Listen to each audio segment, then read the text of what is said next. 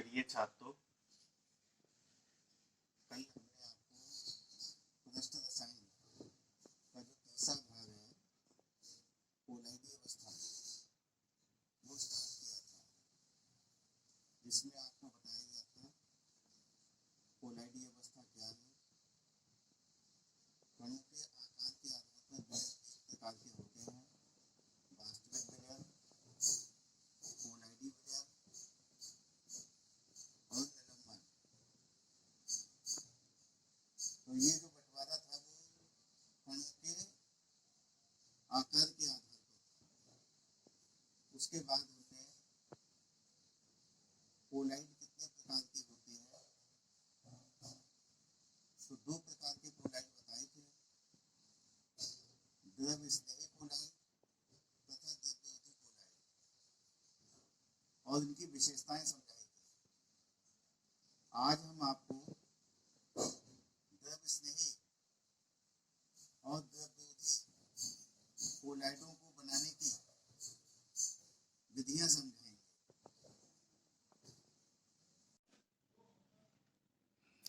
कोलाइडी विलयन बनाने की विधियां बताने से पहले कुछ शब्दावली बताएंगे जिन शब्दों का उपयोग इसमें होगा। तो पहला है सॉल। सॉल क्या है? वह कोलाइडी विलयन जिसमें प्रक्षेप्य प्रावस्था क्या थी? जैसे विलयन में जो विलेय होते हैं वो कोलाइडी विलयन में प्रक्षेप्य प्रावस्था होती है। प्रक्षेप्य प्रावस्था ठोस हो तथा प्रक्षेपण माध्यम आपको कल बताया था। प्रक्षेपण माध्यम होता है जैसे विलयन में विलायक होता है। तो इसमें जो है कुछ शब्दावली का अंतर है। जो विलयन में हम विलेय कहते थे वो यहाँ प्रक्षेप्य प्रावस्था है, और जो विलायक कहते थे वो प्रक्षेपण माध्यम है। तो वह कोलाइडी विलयन जिसमें प्रक्षेप्य प्रावस्था ठोस तथा प्रक्षेपण माध्यम द्रव होता है सॉल कहलाते हैं। जैसे ES2S3 आर्सेनिक सल्फाइड, FeOH का होल थराइड फेरिक हाइड्रोक्साइड, गोल्ड आदि के जल में बने कोलाइडी विलयन, ये क्या कहलाएंगे? सॉल। आर्सेनिक सल्फाइड ठोस अवस्था में होता है और इसको जल में घोलकर कोलाइडी विलयन बनाते हैं, तो इसलिए ये क्या हो गया? सॉल हो गया। दूसरा है जेल। ये सॉल का अपोजिट है। वह कोलाइडी विलयन जिसमें प्रक्षेप्य प्रावस्था द्रव होता है, प्रक्षेप्य प्रावस्था द्रव तथा प्रक्षेपण माध्यम ठोस होता है, जेल कहलाते हैं। जैसे मक्खन, पनीर, साबुन आदि। मक्खन में प्रक्षेप्य प्रावस्था द्रव यानी जल होता है तथा प्रक्षेपण माध्यम ठोस रूप में बसा होती है। तो प्रक्षेप्य प्रावस्था वो है जो कम मात्रा में होती है, प्रक्षेपण माध्यम वो होता है जो अधिक मात्रा में होता है। इस प्रकार से भी इसको समझ सकते हैं। तीसरा है पाइस। वह कोलाइडी विलयन जिसमें प्रक्षेप्य प्रावस्था तथा प्रक्षेपण माध्यम दोनों द्रव होते हैं, पाइस कहलाते हैं। जैसे दूध एक प्राकृतिक पाइस है, जिसमें दूध में क्या चीज होती है? दूध में जो है द्रव अवस्था में जल होता है और द्रव अवस्था में ही बसा होती है। तो ये जो है एक प्राकृतिक पाइस हो गया। प्रक्षेप्य प्रावस्था इसमें और प्रक्षेपण माध्यम दोनों क्या है? द्रव अवस्था में है। अगला एग्जाम्पल है मिट्टी के तेल की कुछ बूंदों को जल के साथ हिलाने पर तेल का पाइस बन जाएगा। फिनाइल है, लाइसॉल है, कांड मछली का तेल आदि, ये सब पाइस कहलाते हैं, जिसमें प्रक्षेप्य प्रावस्था और प्रक्षेपण माध्यम दोनों द्रव होते हैं वो पाइस कहलाते हैं। अब देखिए हम आते हैं कि कोलाइडी विलेन या सॉल हम कैसे बनाएंगे। सॉल ऊपर परिभाषित किया था। सॉल क्या है? जिसमें प्रक्षेप्य अवस्था ठोस है और प्रक्षेपण माध्यम द्रव है, वो सॉल कहलाते हैं। अब कल आपने पढ़ा था कि कोलाइड दो प्रकार के होते हैं, द्रव स्नेही कोलाइड और द्रव विरोधी कोलाइड। तो दोनों को बनाने की विधियां अलग अलग हैं। तो पहले हम लेते हैं द्रव स्नेही कोलाइड बनाने की विधियां। तो आपने कल पढ़ा था कि द्रव स्नेही कोलाइड वो होते हैं जो आसानी से प्रक्षेपण माध्यम से मिलकर कोलाइडी विलेन बना लेते हैं। तो इसकी इसी प्रकार से इसको परिभाषित करेंगे। द्रव स्नेही पदार्थों को उपयुक्त प्रक्षेपण माध्यम यानी विलायक के साथ हिलाकर भी बनाए जा सकते हैं या गर्म करके द्रव स्नेही कोलाइड बनाए जा सकते हैं। तो ये जो है द्रव स्नेही कोलाइड आसानी से बनाए जा सकते हैं। इनको जो है आपको जो है जल के साथ में मिला के हिला देना है, हिलाने से ना बने तो उसे गर्म कर देना है, तो द्रव स्नेही कोलाइड बन जाएंगे आपके। जैसे स्टार्च, गोंद आपने देखा ही है, जिलेटिन, प्रोटीन आदि, ये जो है क्या है द्रव स्नेही कोलाइडी विलेन हम जो है इस प्रकार से आसानी से बना सकते हैं। दूसरे प्रकार के होते हैं द्रव विरोधी कोलाइड। तो द्रव विरोधी कोलाइड बनाने की विधियां हैं।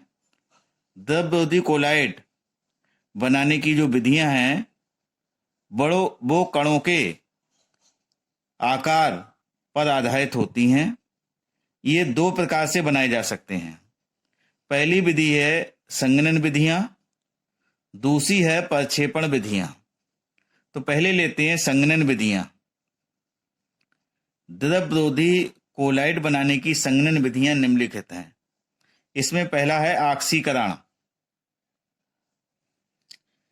इस विधि से सल्फर तथा आयोडीन आदि अधातुओं का कोलाइडी विलयन प्राप्त किया जाता है। जैसे एग्जाम्पल देखिए, जब किसी ऑक्सीकारक के तनु विलयन में H2S गैस प्रवाहित की जाती है तो गंधक सॉल प्राप्त होता है। तो क्या लेना है आपको? कोई एक ऑक्सीकारक का तनु विलयन जो अपघटित होकर ऑक्सीजन देता है वो ऑक्सीकारक कहलाता है। जैसे HNO3 जब अपघटित होता है तो ये NO2 बनाएगा, जल बनाएगा और नवजात ऑक्सीजन बनाएगा। नवजात ऑक्सीजन H2S से क्रिया करके सल्फर सॉल बनाएगा। तो ये स्टेप जो है, दो स्टेप में ये क्रिया संपन्न होती है। यहाँ पर हम एक स्टेप में समझा रहे हैं। 2HNO3 नाइट्रिक एसिड की क्रिया H2S हाइड्रोजन सल्फाइड के साथ होती है तो NO2 के दो अणु बनते हैं, दो अणु जल के बनते हैं 2H2O और प्लस सल्फर सॉल बन के तैयार हो जाता है।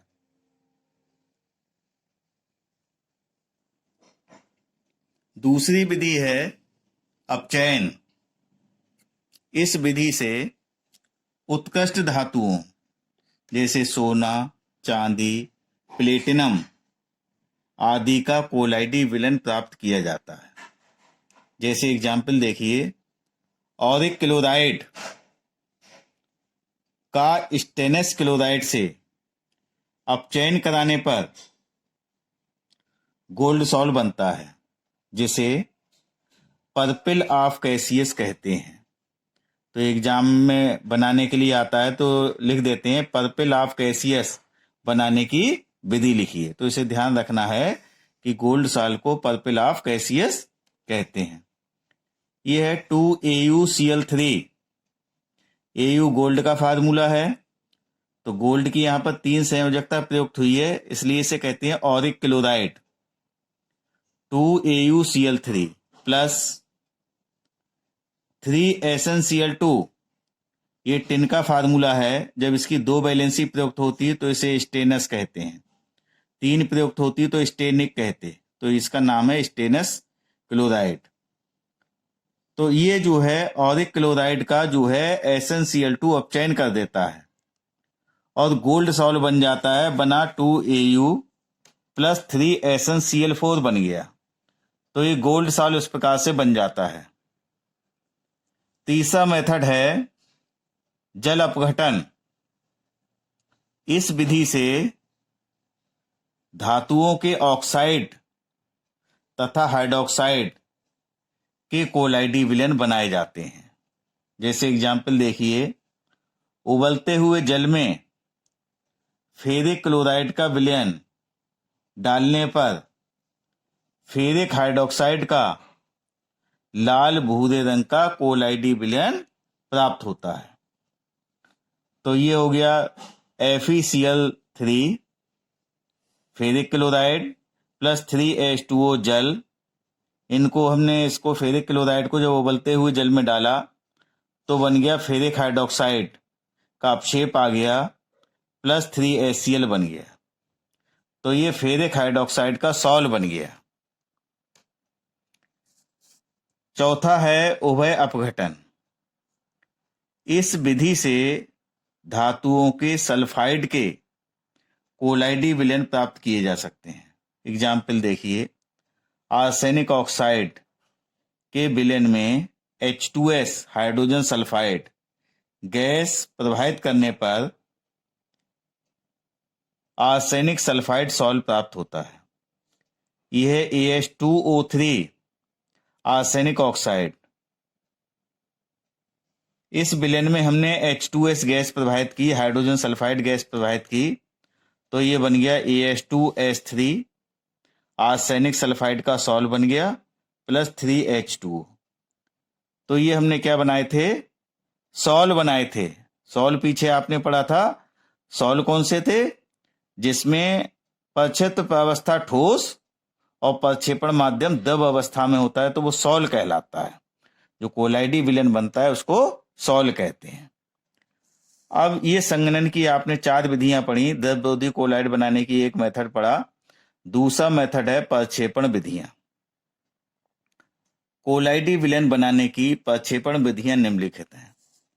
पहली विधि है वैद्युत प्रक्षेपण या ब्रेडिंग आर्क विधि। इस विधि को जी ब्रेडिंग ने, वैज्ञानिक का नाम है जी ब्रेडिंग, ने प्रतिपादित किया था। इसलिए इस विधि को ब्रेडिंग आर्क विधि कहते हैं। इस विधि से उत्कृष्ट धातुओं का कोलाइडी विलयन बनाया जा सकता है। इस विधि में जिस धातु का कोलाइडी विलयन बनाना होता है उसकी 2 छड़ों को KOH युक्त पोटेशियम हाइड्रोक्साइड युक्त जल से भरे एक पात्र में लटका दिया जाता है तथा पात्र को हिम मिश्रण में रखकर ठंडा किया जाता है। जब दोनों इलेक्ट्रॉनों के निचले भाग में विद्युत आर्क उत्पन्न किया जाता है तो धातु की वाष्प बनती है जो संघनित होकर कोलाइडी विलयन में परिवर्तित हो जाती है। इसका चित्र देखिए। ये हमने एक पात्र में जलीय KOH का विलयन ले लेते हैं और उत्कृष्ट धातु की 2 छड़ें ले लेते हैं जिन्हें धातु के इलेक्ट्रोड कहते हैं। जब हम इनके निचले सिरे में, इस निचले सिरे में विद्युत आर्क उत्पन्न करते हैं, ये निचले सिरे में विद्युत आर्क उत्पन्न करते हैं तो क्या होता है, इन धातुओं की वाष्प बन जाती है और ये वाष्प जो है जो ठंडी होकर कोलाइडी विलयन बनाती है। इस मिश्रण को, इसको ठंडा करने के लिए इस पात्र को हम किसी हिम मिश्रण में रख देते हैं। जैसे हमने यहाँ पर बर्फ में दिखाया है, इसको बर्फ में रख देते हैं इस पात्र के। दूसरा मेथड है यांत्रिक प्रक्षेपण, मैकेनिकल डिस्पर्सन। इस विधि द्वारा जिस पदार्थ का कोलाइडी विलयन बनाया जाता है उसके बड़े बड़े कणों को पहले कोलाइडी चक्की में पीसा जाता है। चक्की के दोनों पार्ट विपरीत दिशाओं में घूमते हैं। पदार्थ को प्रक्षेपण माध्यम तथा स्थायी कारक के साथ कोलाइडी मिल में प्रवाहित करने से पदार्थ का कोलाइडी विलयन बन जाता है। इस विधि से छापे खाने की स्याही, पेंट तथा वार्निश आदि कोलाइडी विलयन बनाए जाते हैं। तो ये एक कोलाइडी चक्की दिखाई है। ये इसके दो पार्ट हैं। एक पार्ट ये है, जैसे आटा पिसवाने आप गेहूं पिसवाने जाते हैं, आटा बनता है उससे, तो आपने देखा होगा उसमें दो पार्ट होते हैं। और एक पार्ट ये है, दो पार्ट हैं ये पार्ट इधर को घूमता है और ये पार्ट इधर को घूमता है, विपरीत दिशाओं में घूमते हैं। तो इसमें जो है ये स्टील की डिस्क होती हैं, दो पार्ट स्टील की डिस्क होती हैं, जिसमें यहाँ से हम कोलाइडी कण और माध्यम को प्रवाहित करते हैं। तो ये जो बड़े कण होते हैं उनको छोटे कणों में तोड़ लिया था, और छोटे कणों को जब हम इस चक्की में डालते हैं और माध्यम को डालते हैं, प्रक्षेपण माध्यम को, तो ये कणों का आकार कोलाइडी कणों के आकार के बराबर टूटता है। ये आपको बताया था 10⁻⁻5 सेंटीमीटर से 10⁻⁻7 सेंटीमीटर के आकार में ये कण टूट जाते हैं और प्रक्षेपण माध्यम में मिलकर कोलाइडी विलयन बनाते हैं, जिसे सॉल कहते हैं। ये विद्युत मोटर की सहायता से ये चक्की चलती है। तो इसमें अगर उसको स्थायी करना है हमारे लिए, तो स्थायी कारक का भी उपयोग किया जा सकता है। तो इस प्रकार से हम स्याही है, पेंट है, वार्निश है, जिसका उपयोग हम करते हैं घरों में, तो उसको जो है इस विधि द्वारा यंत्र प्रक्षेपण के माध्यम से बनाया जाता है। तीसरा मेथड है इसका पेप्टीकरण। पेप्टीकरण क्या चीज है? ये खूब आता है पेप्टीकरण लिखने के लिए अलग से शॉर्ट नोट्स के रूप में, तो इसको विशेष रूप से तैयार कर लें। किसी पदार्थ के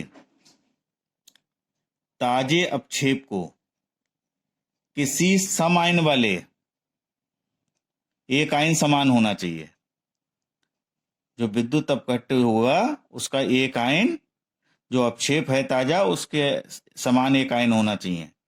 किसी पदार्थ के ताजे अपक्षेप को किसी समायन वाले विद्युत अपघट्ट की सहायता से पुनः कोलाइडी अवस्था में परिवर्तित करने की क्रिया को पेप्टीकरण कहते हैं, तथा ऐसे विद्युत अपघट्ट को पेप्टीकारक कहते हैं।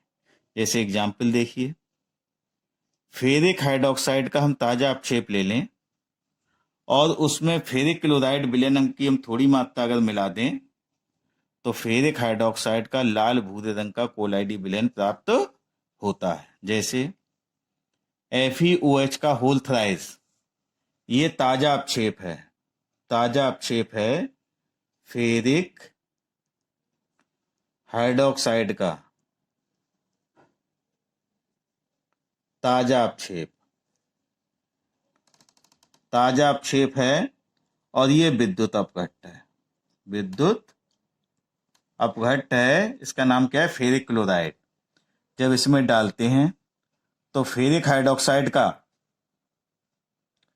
कोलाइडी विलयन प्राप्त हो जाता है और ये धनात्मक बनता है। तो कुछ कोलाइडी विलयन ऋणात्मक होते हैं, कुछ कोलाइडी विलयन धनात्मक होते हैं। इसको हम नीचे स्पष्ट करेंगे।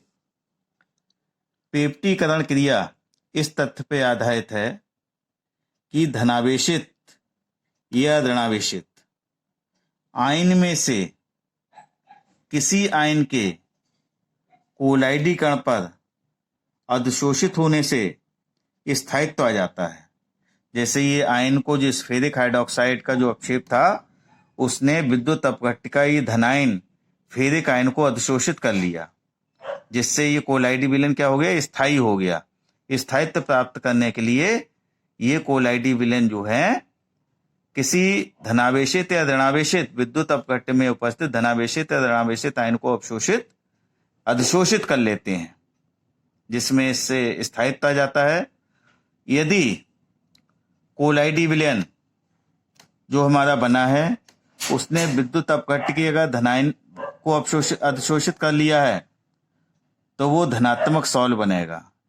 यदि उसने, जैसे ये आर्सेनिक सल्फाइड बनेगा AS2S3 बनेगा, ये विद्युत अपघट्ट के सल्फाइड आयनों को अधिशोषित कर लेगा, तो ये ऋणावेशित सॉल्व बनेगा। ये ऋणावेशित बनेगा, ऋणावेशित सॉल्व बनेगा।